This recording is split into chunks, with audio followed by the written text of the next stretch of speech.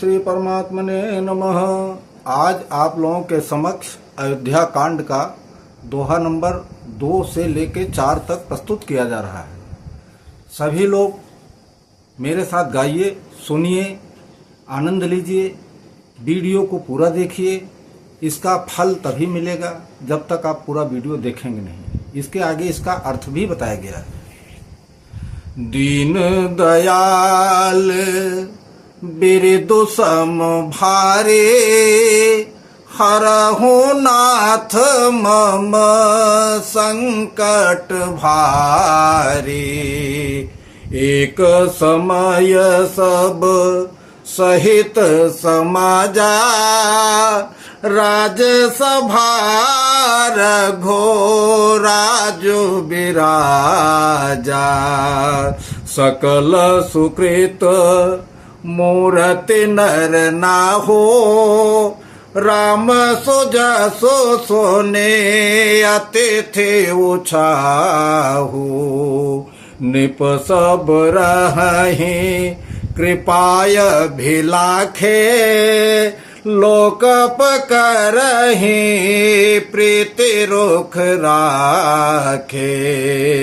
त्रिभुवन तीनि काल जग माहि, भोरे भाग दशरथ सम नाहि। मंगल मूल राम सुत जासो, जो कछु कहिय थोर सब तासु।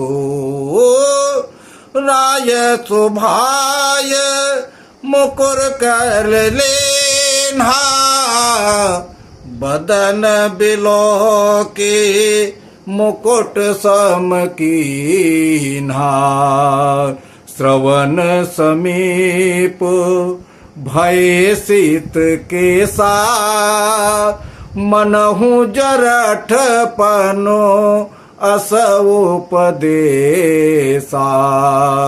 नृप जुबराजु राम कहूँ देहो, जीवन जन्म लाहु किन लेहु। दीन दयाल बिरदु सम भारे, हरहु नाथ मम संकट भारी। यह विचारो ओर आने नृप, सुदिनो सुअवसरो पाई। प्रेम पुलकितन मुदित मन, गुरहि सुनायो जाई। दीन दयाल बिरदु सम भारे, हरहु नाथ मम संकट भारी। कहई भुवालो सुनिय मुनि नायक, भय राम सब विधि सब लायक। सेवक सचिव सकल पुरवासी, जे हमारे हरि मित्र उदासी। सबहि राम प्रिय जेहि विधि मोहि, प्रभु अशेष जनो तनु धरि सोहि। विप्र सहित परिवार गोसाई, करहि छोहो सब रौरि नाई। जे गुरु चरण रेणु सिर धरहि, तीजनु सकल विभव बस करहि। मोहि समय होवनु भयउ न दूजे, सब पायो रज पावन पूजे। अब अभिलाषु एक मन मोरे, पूजे नाथ अनुग्रह तोरे।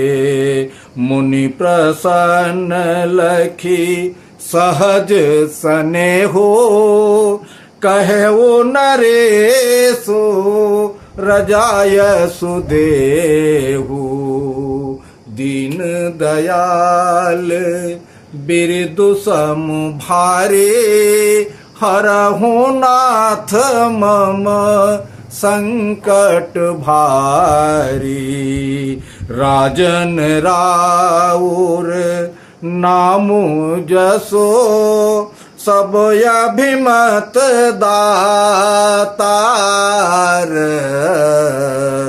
फल अनुगामी महिप मने, मन अभिलाषो तुम्हार। दीन दयाल बिरदु सम भारे, हरहु नाथ मम संकट भारी। सब विधि गुरु प्रसन्न जिय जाने, बोले ओ राओ रहस्य मृदु बानी। नाथ रामो करिहै जुब राजो, कहिय कृपा करिय समाजो। मोहि अछतु यहु होई उछाहो, लहहि लोग सब लोचन लाहू। प्रभु प्रसाद शिव सबई निबाहे, यह लालसा एक मन माही। पुनि न सोच तनु रहूं कि जाऊं, जेहि न होए पाछे पछताऊं। सुनि मुनि दशरथ बचन सुहाए, मंगल मोद मूल मन भाए। सुन निप जासु विमुख पछिताहे, जासु भजन बिनु जरनि न जाहि। भयउ तुम्हार तनय सोई स्वामी, राम पुनीत प्रेम अनुगामी। दीन दयाल बिरदु सम भारे, हरहु नाथ मम संकट भारी। बेगी विलंबो न करिय नृप, साजे सबोए समाजो। सुदिन सुमंगलो तबहि जब, राम होहि जुब राजो। दीन दयाल बिरदु सम भारे, हरहु नाथ मम संकट भारी। बोलिए सियावर रामचंद्र की जय, पवन सुत हनुमान की जय। ओम श्री परमात्मने नमः। सभी भक्तों को मेरा नमन स्वीकार हो। इसके पिछले भाग में हमने आप लोगों को सुनाया था, अयोध्या कांड का एक दोहा तक सुनाया था। अब आज अयोध्या कांड का ही दूसरे से चौथे दोहे तक है, उसको सुनिए। गोस्वामी तुलसीदास जी द्वारा रचित इन चौपाइयों का अर्थ इस प्रकार है। गोस्वामी कहते हैं कि रघुकुल के राजा दशरथ अपने सभी समाज सहयोगियों के साथ में राजसभा में बैठे थे। अब राजा दशरथ तो वैसे ही इतना पुण्य करके कमाए हैं कि वो पुण्यों की मूर्ति है, और प्रभु श्री रामचंद्र जी के यश को सुन सुन के उनको बड़ा आनंद आ रहा था, बहुत आनंद आ रहा था। अब आप समझ लीजिए कि पृथ्वी, आकाश, पाताल, तीनों भुवनों में, तीनों कालों, भूत, भविष्य, वर्तमान, ये सब में राजा के पुण्य की कहानी अलग ही थी। लोग पालगण तो उनके रूप को देख के भांपते हुए भी उनके से प्रीति रखते थे।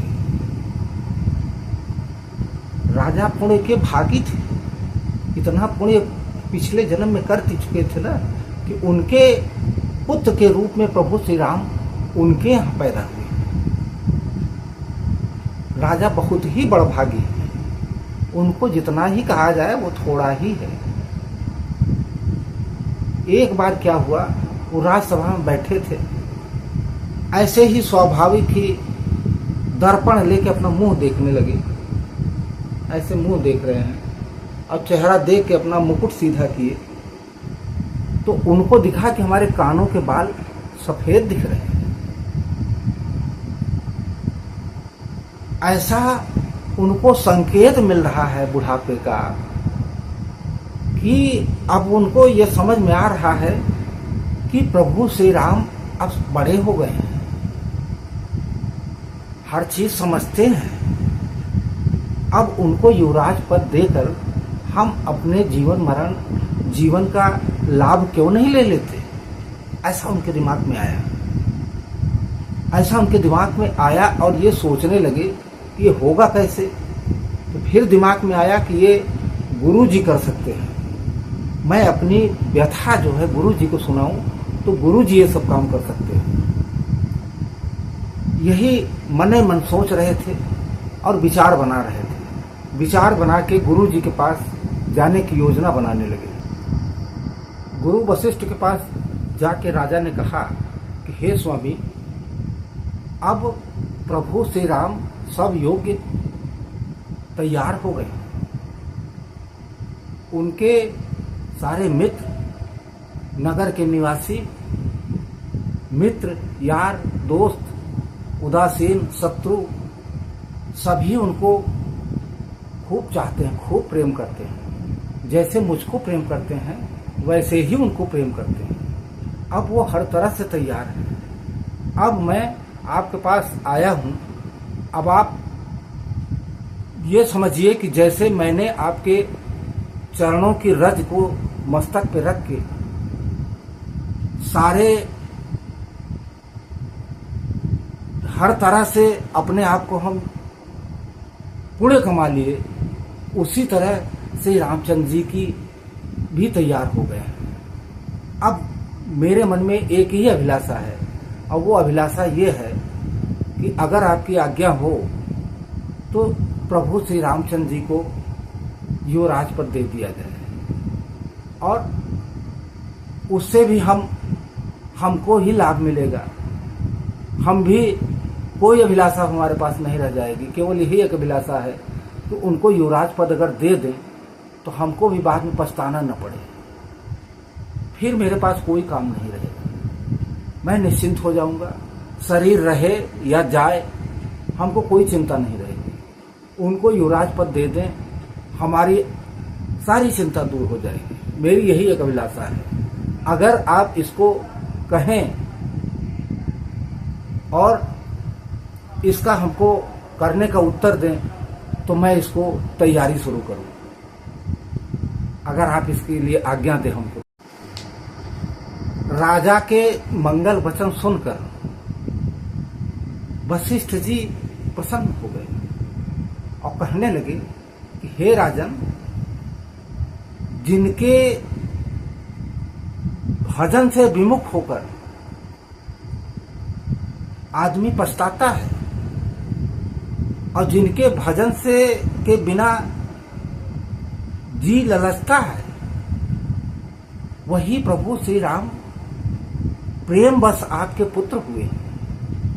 अब आप देर किसी तरह न कीजिए, तुरंत जितनी जल्दी हो सके इसका इंतजाम कीजिए। मंगल और शुभ दिन तभी होगा जब प्रभु श्री राम जी युवराज होंगे। अर्थात कोई भी दिन हो, कोई भी ऐसा दिन हो जिस दिन आप तैयारी कर लीजिए, उसी दिन वो शुभ ही शुभ है। आप उनको देर न कीजिए, बहुत जल्द युवराज पद दे दीजिए। आप इसकी तैयारी कीजिए, इसमें किसी तरह की देर न कीजिए। इस तरह इन चौपाइयों का अर्थ यहीं तक संभव है। आगे अगली चौपाई में फिर हम मिलेंगे आपसे, और मेरा निवेदन फिर वही है कि जिन भक्तजनों ने अपने इस चैनल को सब्सक्राइब कर लिया है, उनको हम बार बार अपने हृदय की गहराइयों से जो है स्वागत, अभिनंदन, आभार प्रकट करता हूँ। जिन लोगों ने नहीं किया है, कृपया चैनल को सब्सक्राइब कर लें। अच्छा लग रहा हो तो शेयर भी कर दें, लाइक कर दें, कमेंट बॉक्स में जय श्री राम लिख दें। प्रभु श्री राम का भजन है, सनातन धर्म की वीडियो है। आप लोग अगर सहयोग करते रहेंगे तो बहुत ही अच्छी वीडियो रहेगी। सुनिए, लोगों को भी सुनाइए, शेयर कीजिए। यही मेरी एक अभिलाषा है जो कि आप लोगों के सामने मैं रख रहा हूँ। अगले भाग में हम आप लोगों के सामने फिर मिलेंगे। तब तक के लिए जय श्री राम, राधे राधे। बोलिए सियावर रामचंद्र की जय, पवन सुत हनुमान की जय।